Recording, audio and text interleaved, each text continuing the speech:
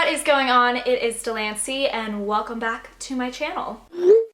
I got like a beanie on right now. This is like my new favorite hat. It's very comfortable, so don't mind me. I am going to be splitting up this video into 3 categories. The first category is going to be books that have been recently gifted to me. The second will be books that I just bought for myself. And then the third will be nonfiction books, actually books on writing, so craft books, as I attempt to learn more about the art of storytelling. So without further ado, we are going to jump into books that were recently gifted to me. The first book was actually a Christmas gift from one of my really great friends here in the community, and that is Sadie from Sadie Joyful. Anyone I mentioned today, I'll try and link them down below, and that is The Green Glass House. So thank you again, Sadie. The Green Glass House is a middle grade novel. It of course takes place at the Green Glass House Inn, and we are following our protagonist Milo, who is a 12-year-old boy and I believe the adopted son of the innkeepers. The story takes place in the wintertime, which is usually an off-season,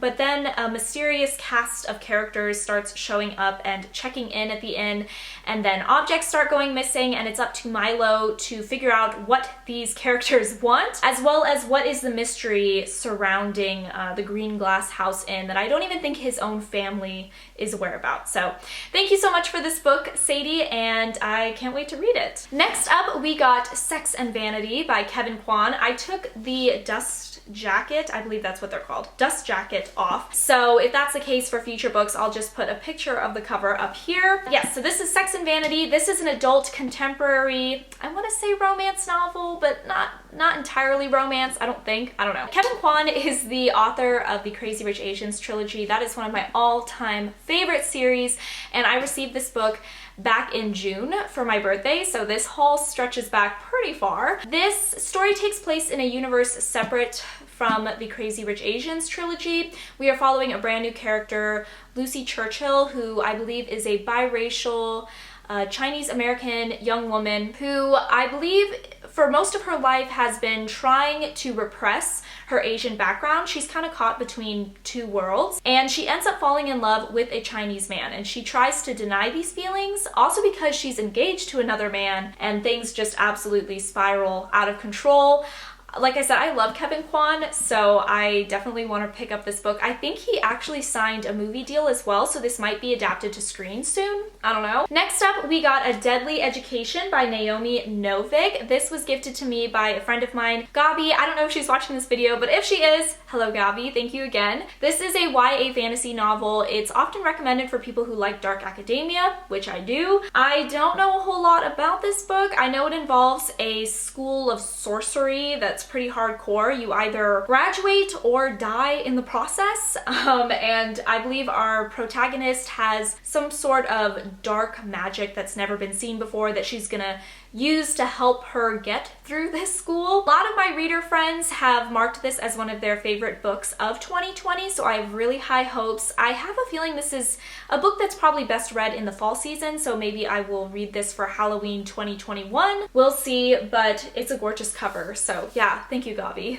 And then the last 2 books that I recently received as gifts were The Secret and The Power. These are books that I received for Christmas from my mom, and they are famous self-help books. They've been around forever. I'm sure most people have probably heard of The Secret, so they're pretty self-explanatory, so thank you, Mom. My mom watches all of my videos, so shout out to you, Suzanne. Moving into books that I have recently bought for myself, the first one I'm going to be mentioning is the Southern Book Club's Guide to Slaying Vampires by Grady Hendrix. This is an adult fantasy, more so horror thriller novel. It takes place in the 1990s in a suburban community where a group of housewives have banded together to create a book club where they basically talk about true crime thriller novels. And then one day, a really handsome, single, mysterious gentleman moves into the community, and everyone's really smitten with him, and they're inviting him over. Everyone wants a piece of this guy. And then suddenly children start disappearing in this community, and everyone's really confused.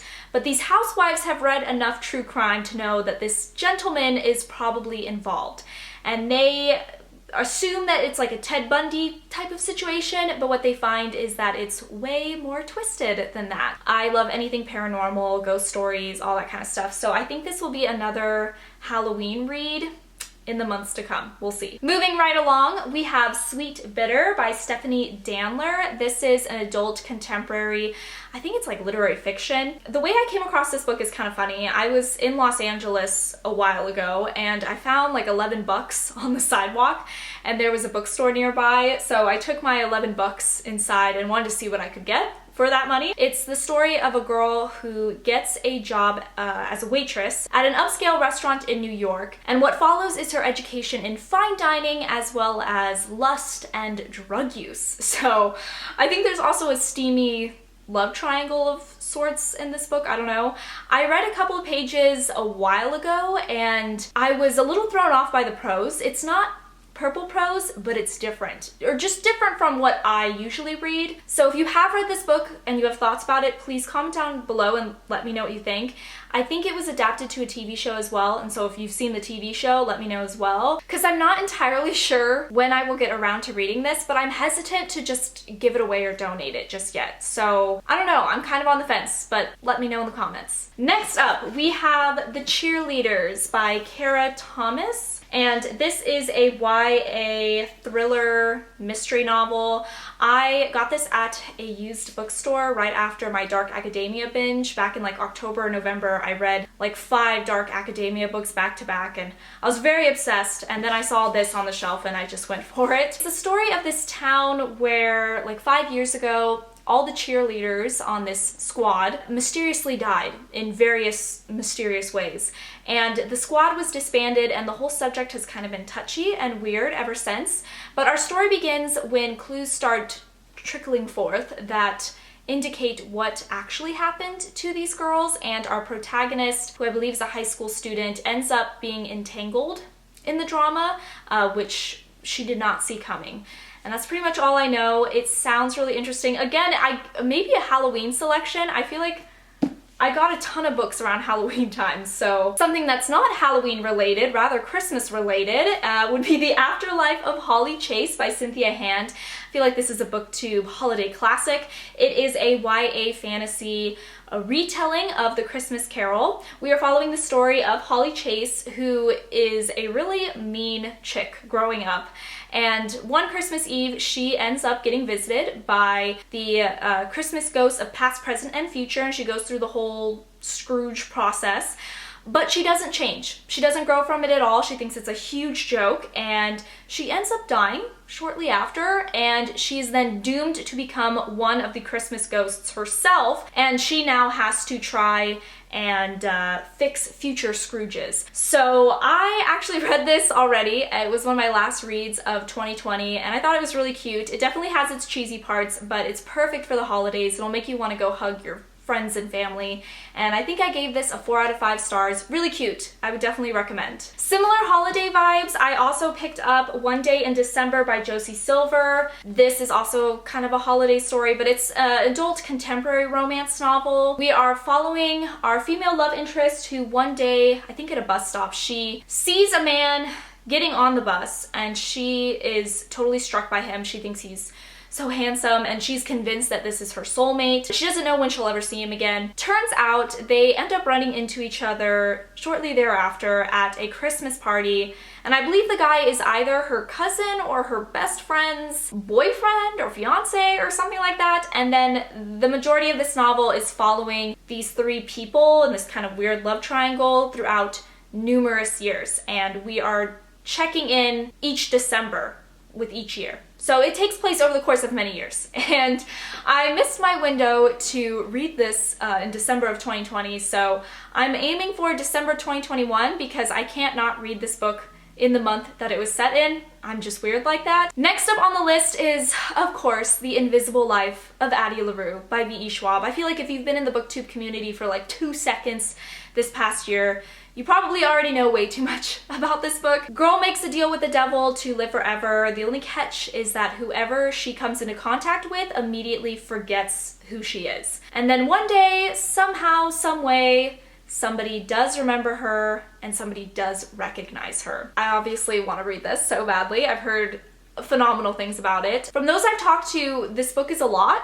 in a good way, but I just want to make sure that I'm in, like I said, the right headspace for it. I heard it'll make me cry. I can't wait, but you know, the timing has to be right. Okay, we have another vampire story, and that is the OG vampire story. And that is Dracula by Bram Stoker.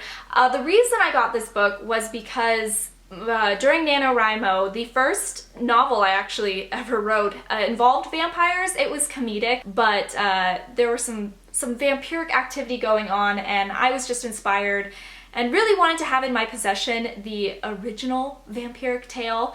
And I don't know if I'll ever revisit that first manuscript or if I'll ever get around to reading this, but I'm glad that I have it, and who knows, I might just add it to my Halloween TBR that's growing. Essentially what I'm saying is that my Halloween or October TBR for 2021 has already been decided. Okay, the next two books I'm going to be discussing are adult historical romance novels. I found them at a really great price online, and this is a subgenre of romance that I really have not read from ever, so I thought I would just go for it and get the ball rolling. The first book I grabbed was The Hidden Blade by Sherry Thomas. This is book 1 in, I believe, the Heart of Blade duology. It's marketed as Crouching Tiger, Hidden Dragon meets Downton Abbey, which sounds fabulous. We are following a girl who is the daughter of an English adventurer and a Chinese courtesan. So naturally her future is looking kind of bleak, but then a mysterious mentor steps forward and teaches her in the highest form of martial arts,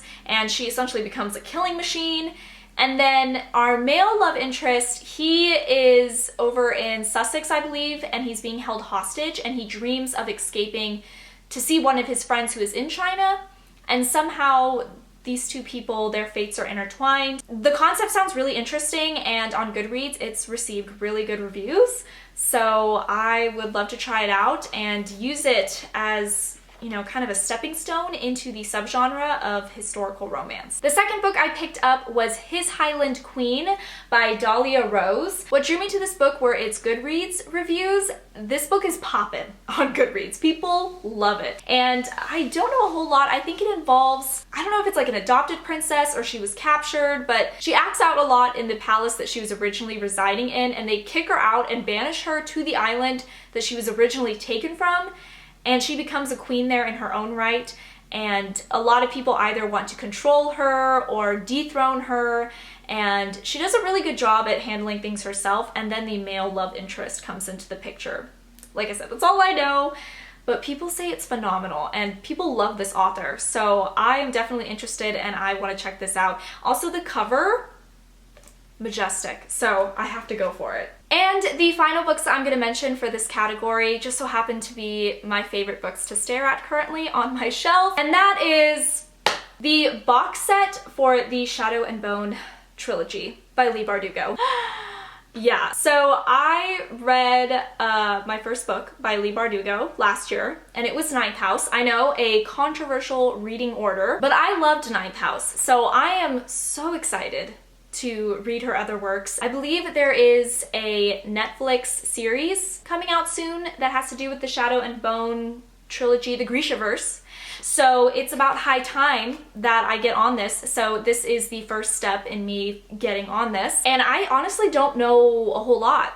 Like, I have no idea. So you're not going to get a synopsis from me. So if it interests you, if you're interested in Leigh Bardugo's works, definitely check out the Shadow and Bone trilogy. Look up the synopsis, but don't tell me what happens because I don't want to know. Okay, we are now moving into books that I have recently acquired that are just on the art of writing. So the first one that I grabbed was Strunk and White's The Elements of Style. This book is itty bitty, but it's kind of like an OG when it comes to writing. I don't know. I'm currently reading Stephen King's On Writing, that book, and he recommends this book all the time. There's not really much more to say, but this is like a classic helpful writing handbook. The next book I got is How to Read Literature Like a Professor, a lively and entertaining guide to Reading Between the Lines by Thomas C. Foster. So this isn't really a book on writing, it's more so an exploration of commonly used, I guess universally agreed upon symbols and metaphors that have been utilized in books gone by to help convey certain messages or themes to readers. So for example, your literary hero travels down a dusty road. What does the dusty road represent? Or if a character wears white, what does the color white mean? Or the use of a staircase. Obviously, this doesn't apply to every book ever ever written, and I do feel like English professors and students will sometimes add way more meaning to a piece of work than an author originally intended.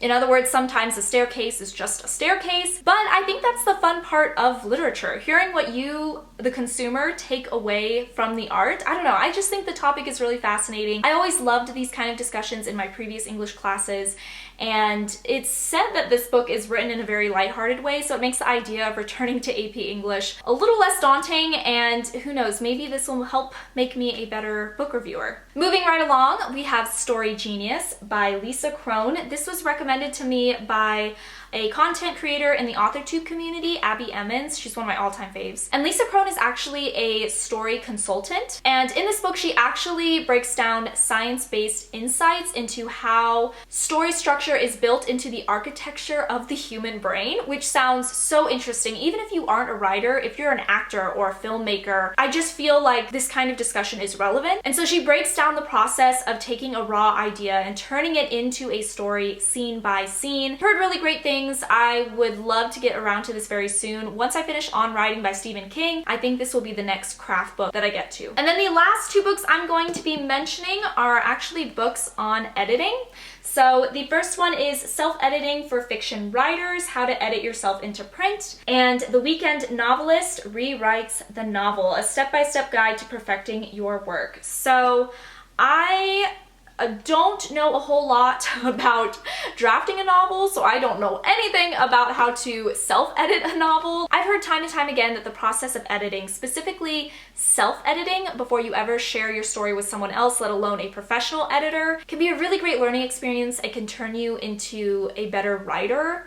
So I know the process is personalized, heavily personalized. So I want to find the process and techniques, the methods that work best for me, and I'm hoping that these books will serve as a really great starting place. Okay, you guys, I think that was like 20 books that I mentioned today. I don't know. That's pretty good for me. I don't usually buy books. I'm a big supporter of my local library, but I hope you enjoyed this video. If you own any of these books, if you've read any of these books, especially Sweet Bitter, I'm looking at you people, let me know in the comments what you thought about them. I would love to know. Thank you guys so much for watching, and I will catch you next Tuesday in another video. Bye, you guys.